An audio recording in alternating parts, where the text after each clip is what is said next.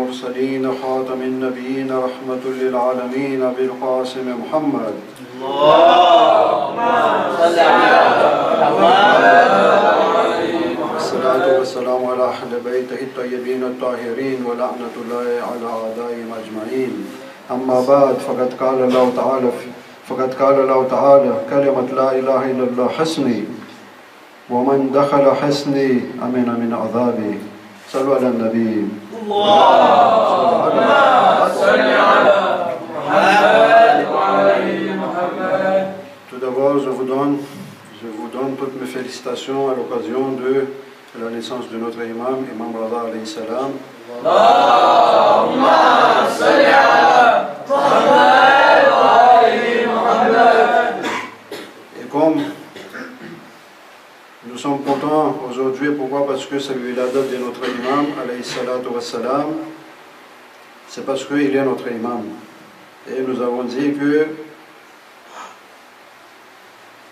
si on considère quelqu'un, il est notre imam, c'est que nous l'avons vraiment considéré comme imam, c'est-à-dire comme si nous faisons salat, un imam qui est devant, quand il se met debout, on se met debout, quand il va au rukou, nous allons aussi au rukou, nous devons le suivre, c'est ça qui est imam. Donc, si nous voulons suivre un imam, avant tout, nous devons aussi connaître ce qu'il a dit. Vous voyez?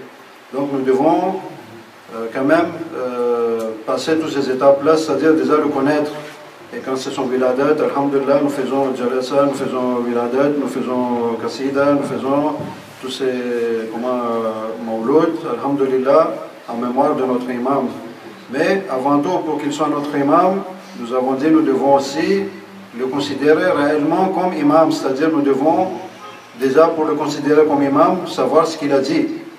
Parce que quand nous savons ce qu'il a dit et que nous avons suivi ce qu'il a dit, là nous pouvons dire qu'il est notre imam.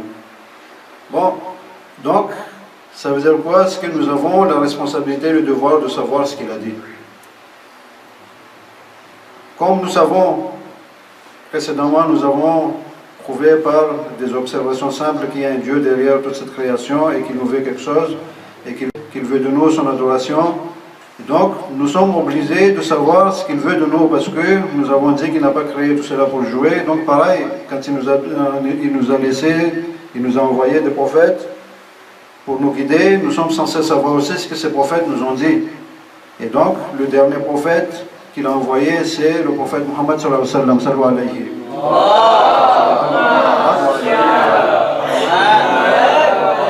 Et nous avons dit que pour prouver que c'est vraiment un prophète qui vient de Dieu, nous devons regarder ce qu'il nous amène comme miracle. Et nous avons vu que le miracle que le saint prophète sallallahu alayhi wa sallam il a amené, c'est quoi? C'est le Coran. Et jusqu'à maintenant, nous pouvons vérifier que ce miracle est toujours vivant et que quelqu'un veut vérifier la prophétie du prophète sallallahu alayhi wa sallam, il n'a qu'à regarder le Coran et dès qu'il regarde le Coran, il peut avoir la certitude que ça ne peut être écrit que de la part de Dieu. Et donc ce prophète sallallahu alayhi wa sallam, il a laissé aussi derrière lui des dirigeants qui est censé nous diriger. Et donc nous avons la responsabilité de connaître ces gens-là et nous savons qu'après le prophète sallallahu alayhi wa sallam, c'était Imam Ali à l'Islam. Salut alayhi.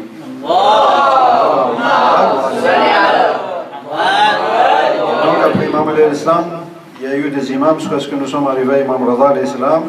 Et Imam Rada al-Islam, il a un hadith qui confirme un peu le hadith que nous avons appris dans notre livret. C'était le hadith qui dit que quelqu'un qui dit la ilaha illallah, sincèrement, il rentre dans le paradis. Et la sincérité, comment on peut savoir? Si ce kalimat la ilaha illallah, ça l'empêche de faire des choses haram, des choses interdites. Donc, si quelqu'un dit la ilaha illallah sincèrement, il rentre au paradis. Mais comment savoir s'il l'a dit sincèrement? C'est que ce kalimat la ilaha illallah doit l'empêcher de faire des choses haram. Si ce kalimat la ilaha illallah l'empêche de faire des choses haram, c'est qu'il était sincère devant Dieu et qu'Inch'Allah, il va rentrer au paradis parce que c'est garanti de la part de Dieu subhanahu wa ta'ala. Le même hadith, plus ou moins, on a ici de la part de Imam Rada al-Islam, Imam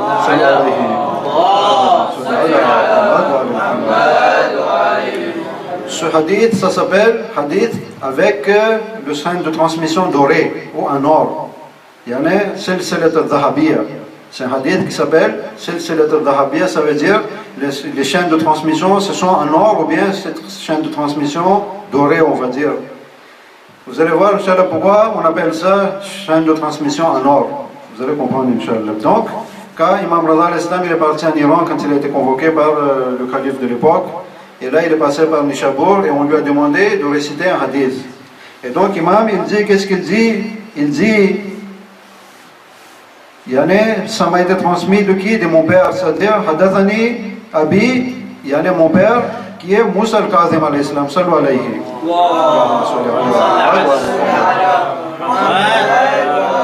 C'est-à-dire, Imam il est en train de citer le chaîne de transmission pour ceux qui ont des doutes, par exemple, qui veulent dire que voilà, c'est un hadith qui est faible ou etc. Nous allons citer, c'est-à-dire, Imam il est en train de citer les chaînes de transmission et vous allez voir que c'est vraiment des chaînes de transmission en or. Vous voyez, donc Imam, première chaîne de transmission, qu'est-ce qu'il dit? Mon père, Moussa al-Kazim alayhi salam. Et Moussa al-Kazim alayhi salam, il transmet de qui? Un Abi Ja'far al-Sadiq alayhi salam. Sallu alayhi. وإمام صادق عليه السلام transmet de qui? Un abihi Muhammad al-Baqir alayhi salam. Muhammad Baqir alayhi salam il transmet de qui? De son père Ali Zayn al-Abidin alayhi salam. Quatrième imam il transmet de qui? Un abihi al-Hussein al-Shahid Karbala alayhi salam.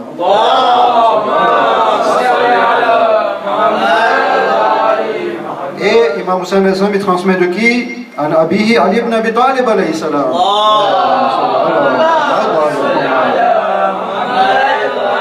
أنه قال يعني إمام علي عليه السلام dit حدثني حبيبي وقرة عيني رسول الله يعني c'est Rasoul qui transmet ce hadith صلوا عليه.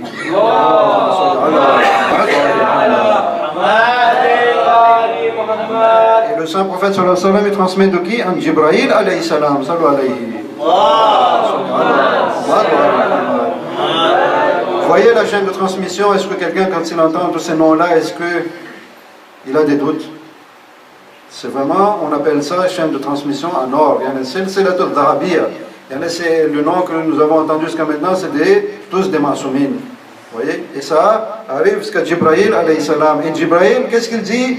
Annahu qala Samaytu Rabba al-Izza subhanahu yaqul. J'ai entendu Dieu le Tout-Puissant, il dit. Subhanallah, ça arrive jusqu'à Dieu. Ça, c'est ce qu'on appelle hadith al-Qudsi. C'est pas c'est parole de Dieu, mais c'est pas dans le Coran. Si ça aurait été dans le Coran, on aurait dit verset, il y en a ayah. Mais celui-là, c'est pas dans le Coran, donc ça devient hadith al-Qudsi. C'est un verset, comment un hadith qui est, on va dire, sacré. Parce que c'est Dieu en personne qui parle. Et donc, qu'est-ce qu'il dit? Dieu, il dit, kalimat la ilaha illallah hasni. Le mot la ilaha illallah, c'est un château fortifié, mon château fortifié. Hasni, c'est un truc qui est fortifié, renforcé. Et c'est lui qui dit ce kalimat la ilaha illallah, dakhala hasni. Il est rentré dans mon château fortifié. Et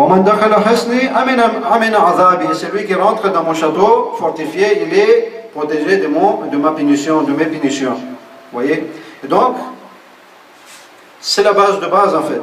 Comme on a dit, si nous devons regarder s'il y a quelque chose qui est base de base, c'est kalimat la ilaha illallah. On vire toutes les divinités et on laisse le seul qui mérite d'être adoré, c'est Allah subhanahu wa ta'ala. Et donc Allah il dit, c'est lui qui dit la ilaha illallah, sûrement comme on avait vu premièrement, c'était sincèrement. Il doit le dire sincèrement et ce kalimat la ilaha illallah doit l'empêcher de faire des choses haram. Et là, Imam il est en train de confirmer que quelqu'un qui dit réellement la ilaha illallah, il est rentré dans le château fortifié de Dieu. Pourquoi? Parce qu'il ne commet plus de choses haram. Et il accomplit les obligations divines, c'est-à-dire il est protégé de l'azab de Dieu. S'il le dit réellement. Après, Imam, il s'est arrêté. Après, plus tard, Imam, il continue. Qu'est-ce qu'il dit, Imam? Sallu alayhi.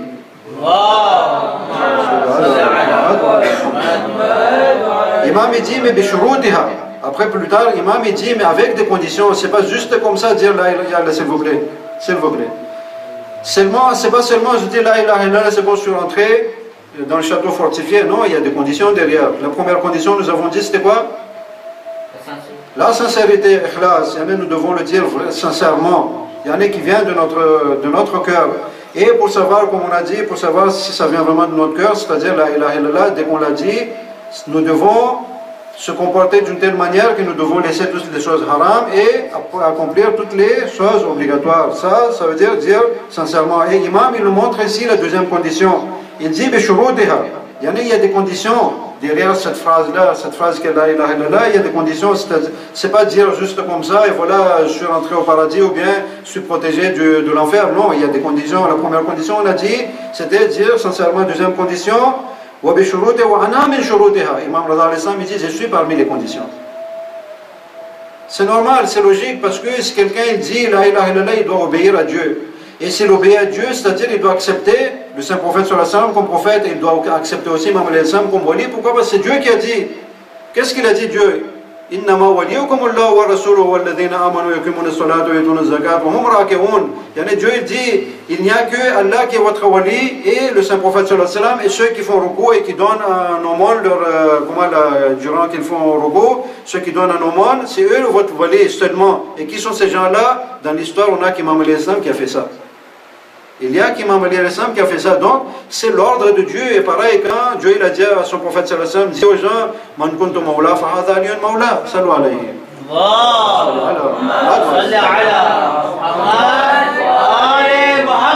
C'est l'ordre divin par principe. Et nous avons dit que si nous voulons vraiment montrer à Dieu que nous l'adorons, c'est-à-dire nous devons faire selon ce que Dieu nous demande, et non pas comme Iblis, il a dit que c'est bon, je ne veux pas prosterner devant Adam, mais en échange, je vais t'adorer d'une manière que personne ne t'a adoré. Qu'est-ce que Dieu lui a dit?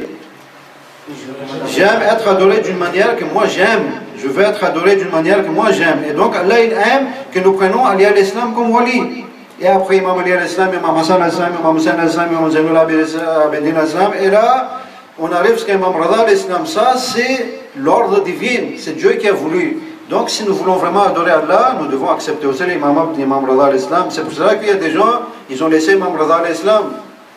Ils ont adoré jusqu'à Imam Sadiq al-Islam, après ils ont laissé Imam Rada al-Islam. Ça, c'est pas quelqu'un qui est obéissant, parce que c'est l'ordre divin, le fait d'accepter l'imamat d'Imam Rada al-Islam. Mais ces gens-là, ils l'ont laissé. Il y a des gens, ils ont laissé Imam al-Islam parce qu'ils ont eu la haine envers Imam Ali al-Islam.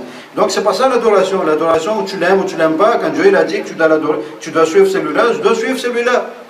C'est ça l'ordre divin, que je l'aime ou je l'aime pas, qu'il a tué mon père ou ma mère ou quelque chose, c'est pas un problème ça.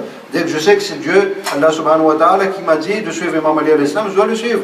Sans condition ou quoi que ce soit, sinon c'est pas de l'adoration. Donc, Imam il dit que parmi les shurut, c'est quoi? C'est que je suis parmi les shurut, c'est-à-dire mon imamat, mon wilayat, c'est-à-dire en tant qu'imam, si quelqu'un me respecte en tant qu'imam, c'est ça les conditions. S'il dit la ilaha illallah, il n'accepte pas l'imamat du Imam Rada al-Islam, ça ne veut rien dire.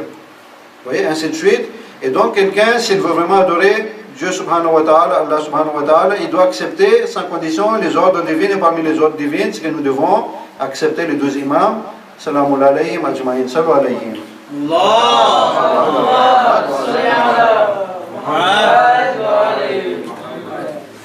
Et donc, nous avons dit, si nous voulons vraiment considérer imam comme imam, nous devons quand même minimum savoir ce qu'il a dit, pour que nous puissions le suivre, parce que si nous ne savons pas ce qu'il a dit, comment nous puissions le suivre?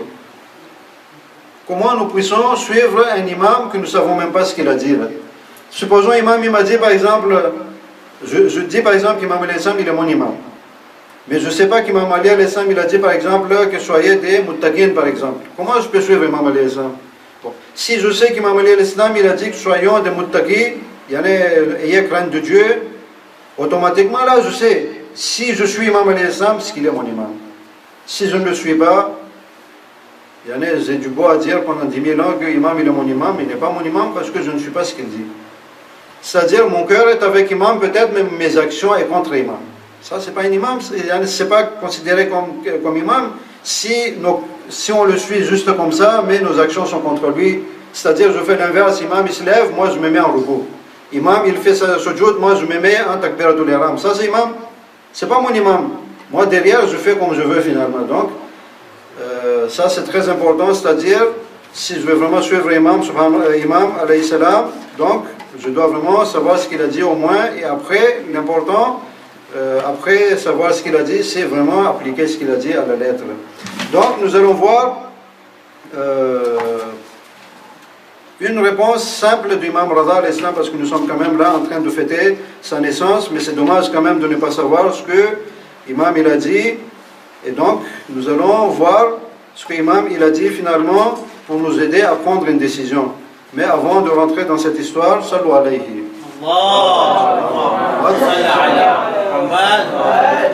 Vous savez, nous sommes en général de Khoja, nous sommes des commerçants.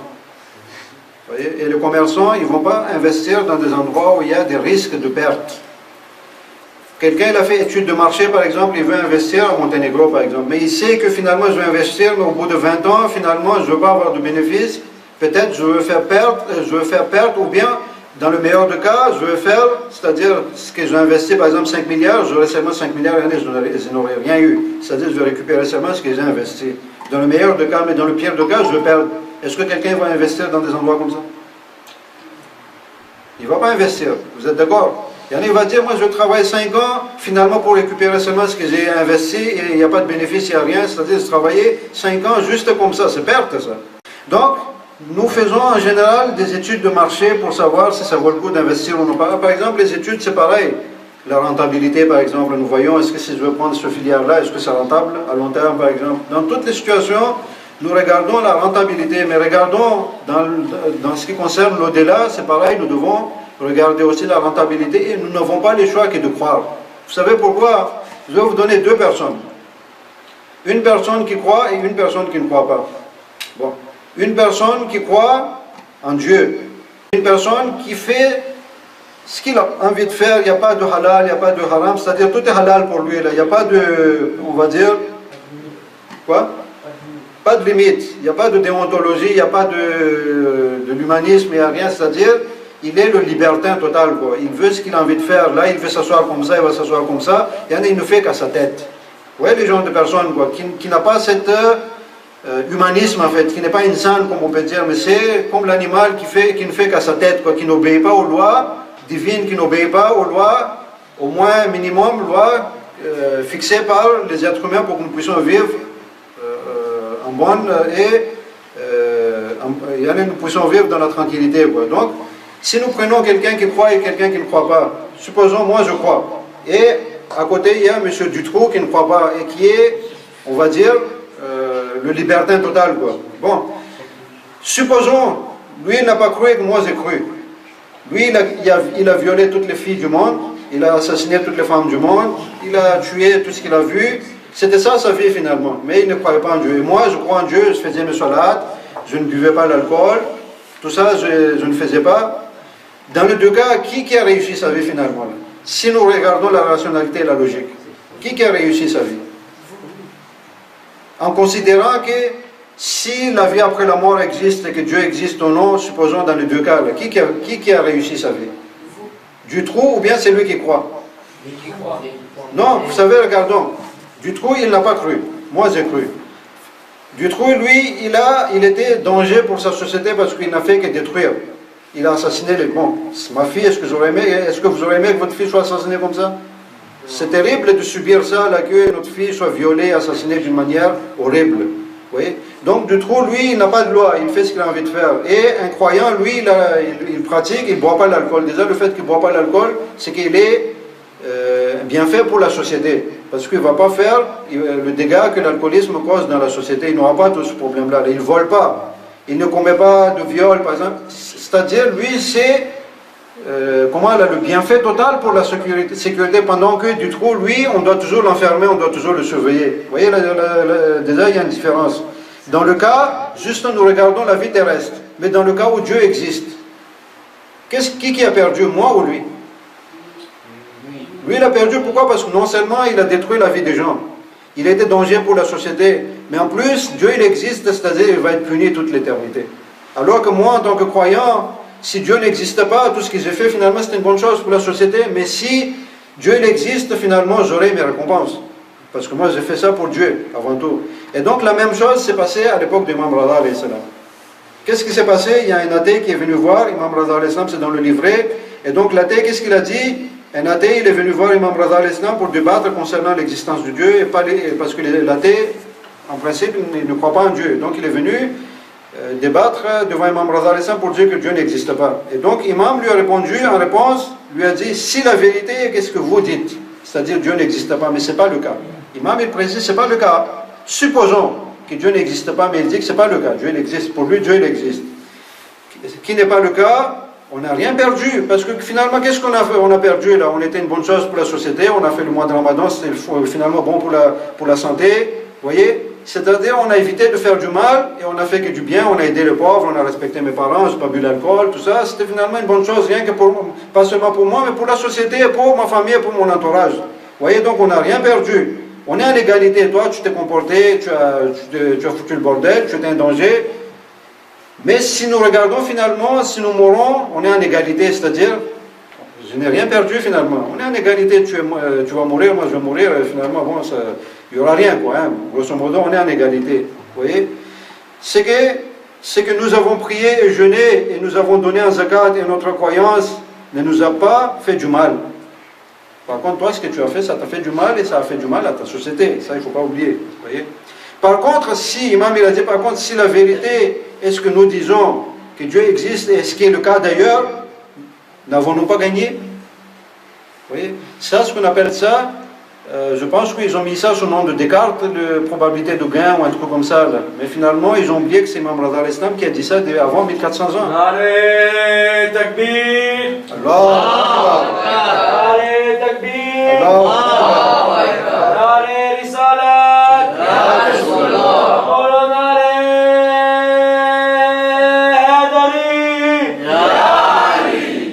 Allez, salawat!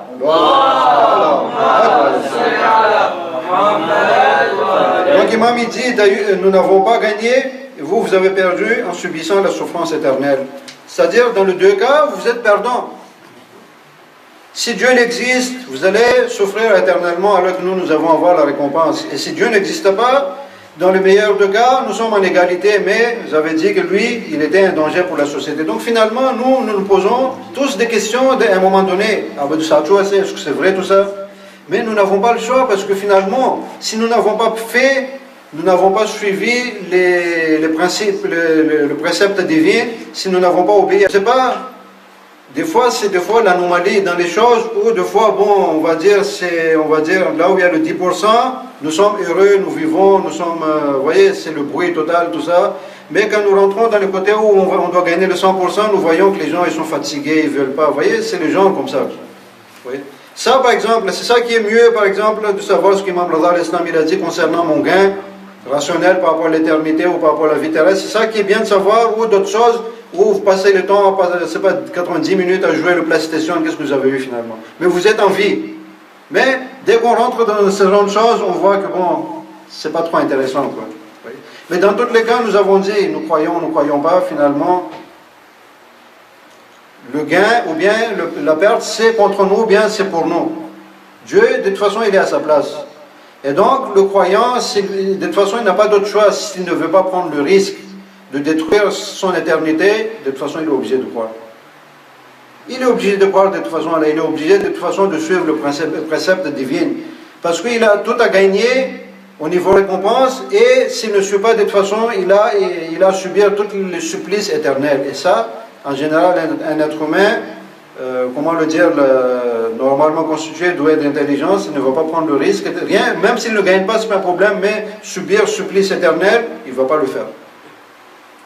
Il ne va pas rentrer dedans. Donc, nous n'avons pas le choix, et comme Imam Rada al-Islam il a dit, tout ce que nous avons prié, de toute façon, ne nous a fait du mal en rien, mais par contre, si Dieu existe, nous avons tout gagné, alors que vous avez perdu, parce que vous avez eu le supplice éternel. Et ça, c'est quelque chose à méditer pour tous les croyants, et non pas seulement pour les croyants, mais pour tous les êtres humains. Ça, il faut expliquer ça aux athées. De toute façon, toi, tu ne crois pas, bon, tu as à perdre ton éternité si Dieu il existe. Par contre, si Dieu n'existe pas, bon, qu'est-ce qu'on a perdu? On a vécu en bonne attente dans la société, on n'a pas picolé, on n'a pas fumé le joint, on n'a pas violé les filles des gens, on n'a pas assassiné les gens, on n'a pas, comme les racailles qui cassent tout, par exemple, partout, on n'a pas fait ça. Finalement, on était une bonne chose pour la société. Si on n'a pas cru, excusez-moi, si on a cru, mais Dieu n'existe pas. Mais si Dieu il existe, non seulement nous étions une bonne chose pour la société, mais nous avons eu aussi la récompense éternelle, pendant que ceux qui n'ont pas cru, ils ont eu le supplice éternel. Wa akhiru da'wana alhamdulillahi rabbil alamin.